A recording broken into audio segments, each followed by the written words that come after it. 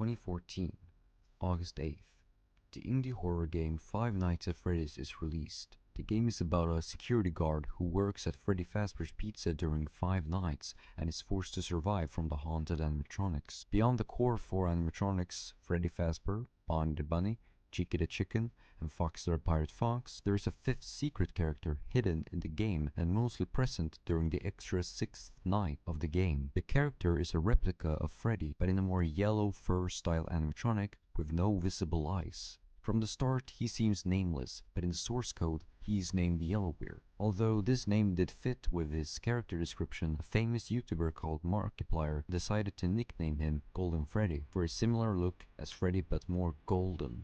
After the game's release, it got extremely popular and eventually Game Theory decided to dig up the secrets of Fazbear's. They concluded that all 5 animatronics were haunted by 5 children who went missing in a Freddy's restaurant. The only thing that remained unknown was their identity, and especially Golden Freddy's identity, since he was considered as the most important role of the first game.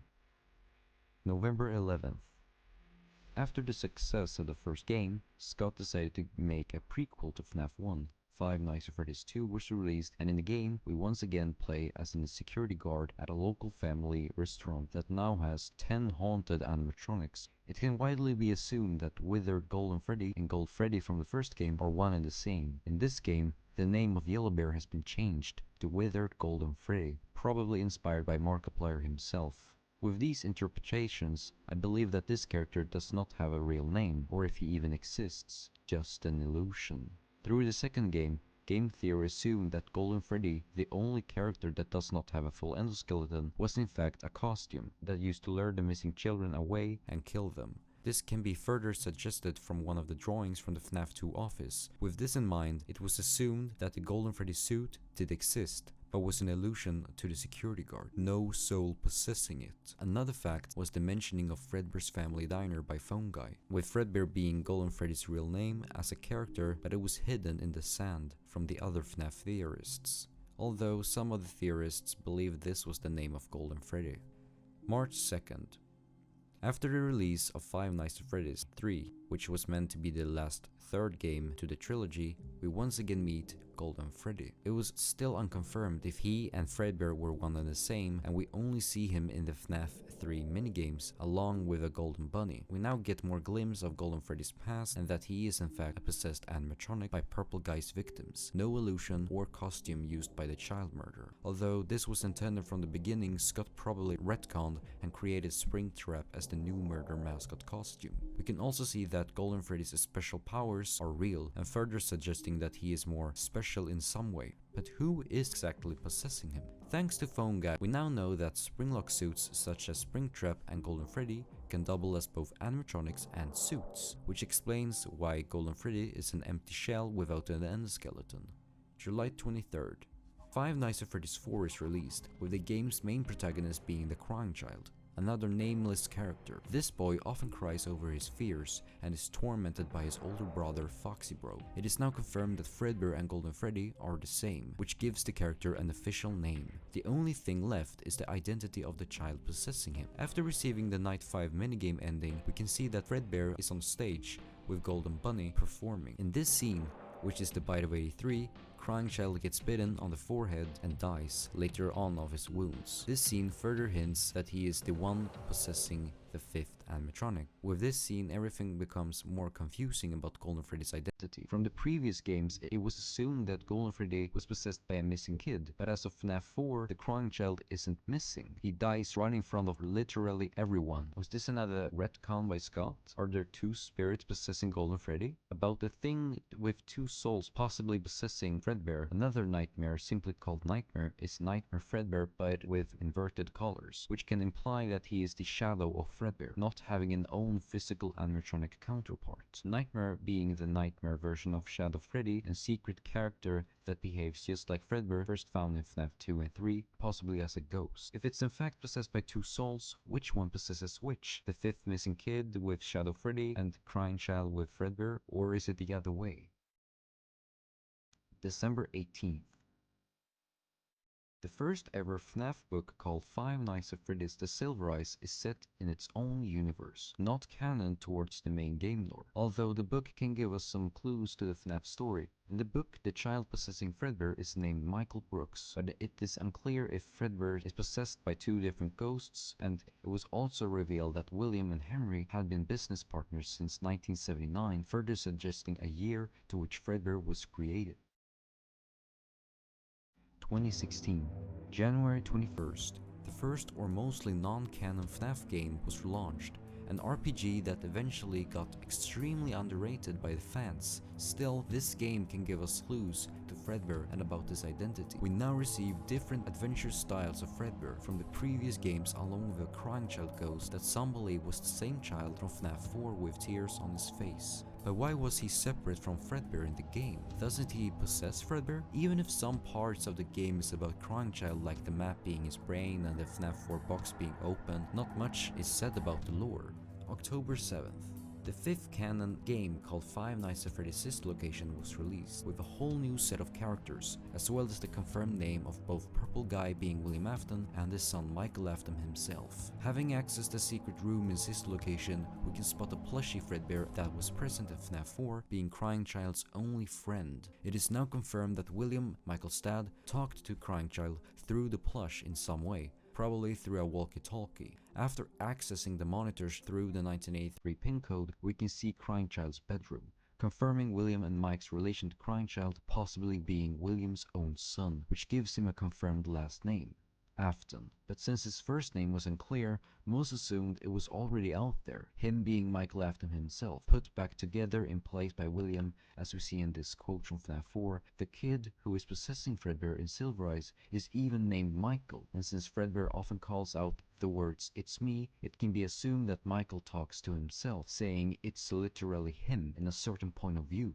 But still, this doesn't prove that Mike is possessing Fredbear, and the fifth child's identity and his or her relation to Fredbear is still unknown. 2017, December 4th. The sixth and final game, Freddy Fazbear's Pizzeria Simulator, is launched with a new touch. This time, you work at the day shift from Monday to Saturday. In the cutscenes, we can spot a poster of what looks like to be the Afton family, with Michael being a copy of his dad, Afton's daughter, now named Elizabeth, being Circus Baby. The fourth one is assumed to be the Crying Child, since he is depicted as Fredbear in this poster. All in all, this seems to further hint that Crying Child is possessing the one and only Fredbear, and that the fifth missing kid who has tears is CC himself. What about missing?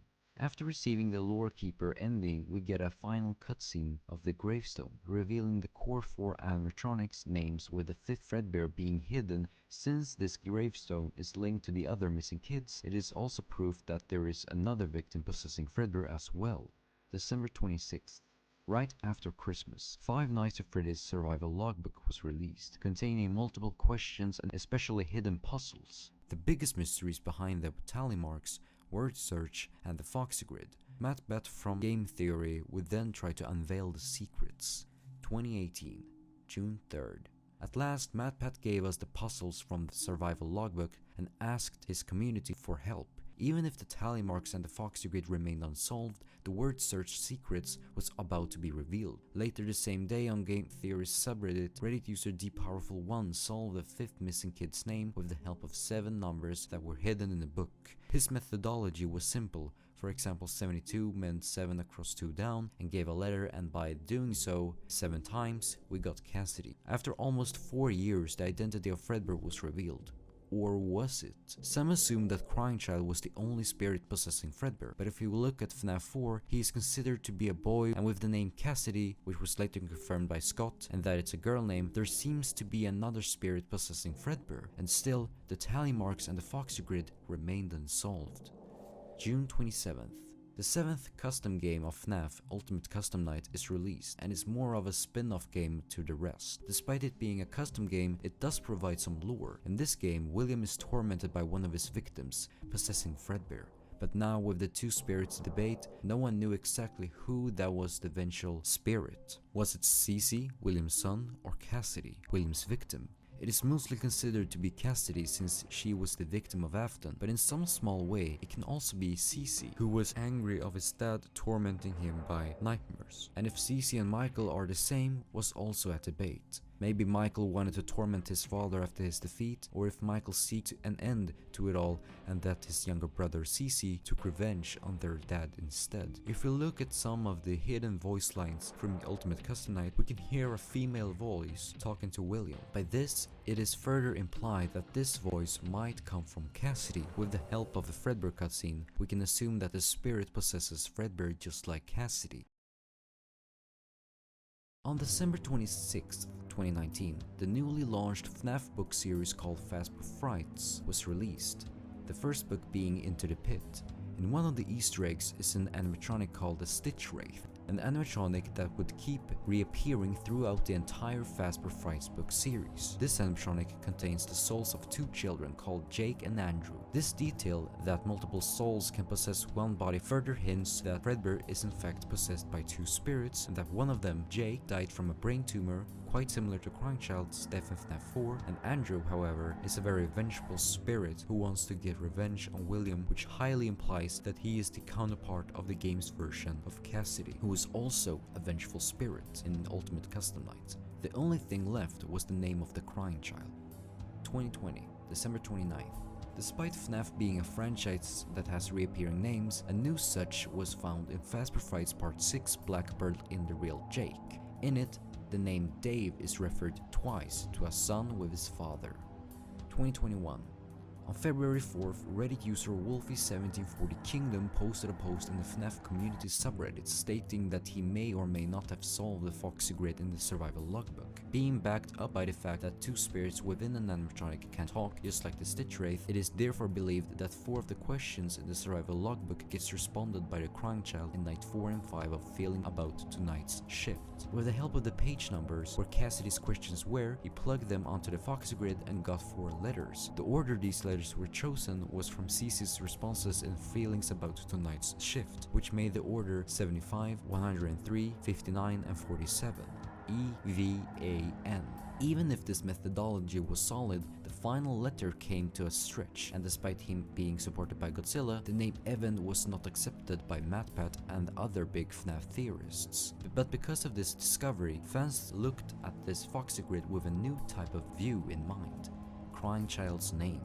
Sometime in February, around the same time when the Evan method got popular, a Reddit user whose post and account is sadly unknown for the time being, wish I could give the credit, got a different letter to the final response, I'm scared, which in this case comes from page 41's question, do you have dreams? Plugging page 41 would produce a D, which formed the name Avad, and backwards came Dave. Although this was pretty solid, no one knew exactly why the name needed to be flipped into Dave, but that theory was about to get popular later on. The name only had one appearance from the newest Fazbear Frights book, and at that time there wasn't much to go from there. March 2nd. While at that time Fazbear Frights Part 7 was released, and in the short story He Told Me Everything, the father of Chris Watson is mentioned as Dave, with a name appearing twice in a row of a book series. Scott was trying to tell us something here. March. Other Reddit users went on to debunking the Evad method, as we can see in one of the posts from Affectionate Bite 87. On April 4th, Oryx Jin's TTV came to the same conclusion as the other unknown Reddit user, getting the letter D from page 41, but didn't mention the supporting idea of flipping Avad into Dave either. On November 28th, Reddit user Ecstatic Marzipan 7 also came to the same conclusion as Oryx Jin's TTV, but this time he noted out the self-reflection references in order to flip Avad into Dave, as well as taking a clue from a mirror next to the word search, flipping Avad to Dave. He even mentions the name Dave has been around for a while, since the Silverice being William Afton's alias. This theory would sadly not gain any reach in the coming 3 years. December 16th. The new game called Security Breach was released, and in the game you can receive a message in your fastwatch saying you should fire Dave, he sucks. This is yet another appearance or reference to the name Dave. 2022. On July 19th, a new FNAF book series was launched called Tales from the Pizzaplex, with the first one being Lally's Game. The name David once again appears, and since it's a largely full name for the nickname Dave, the name makes an appearance for a 5th time, or 4th if you discount the name from the survival logbook. March 7th. In the second story of Tales from the Pizzaplex Part 5 Bobby Dots, Edwin Murray, who is considered to be the counterpart of Henry, has a son named David Murray, who gets deceased and has a tiger plushie, similar to Crying Child having a Fredbear plushie. May 2nd. After the release of Tales from the Pizzaplex Part 6, in the third story we once again meet Edwin Murray with his deceased son David Murray. Around this time, Lime Green Live, it's me, commented MatPat's video about Crying Child's name being Evan. In it, he, third person speaking, laid out the theory about Dave being Crying Child's name, since the letter D could be found in page 41, as well as Dave being William's alias in the Silverize. However, this comment got small reach. On June 27th, the FNAF trailer dropped, and in one of those posters of the drawing wall was a drawing on a kid named David, the only kid with a name. For the first time, the name appeared in a video format.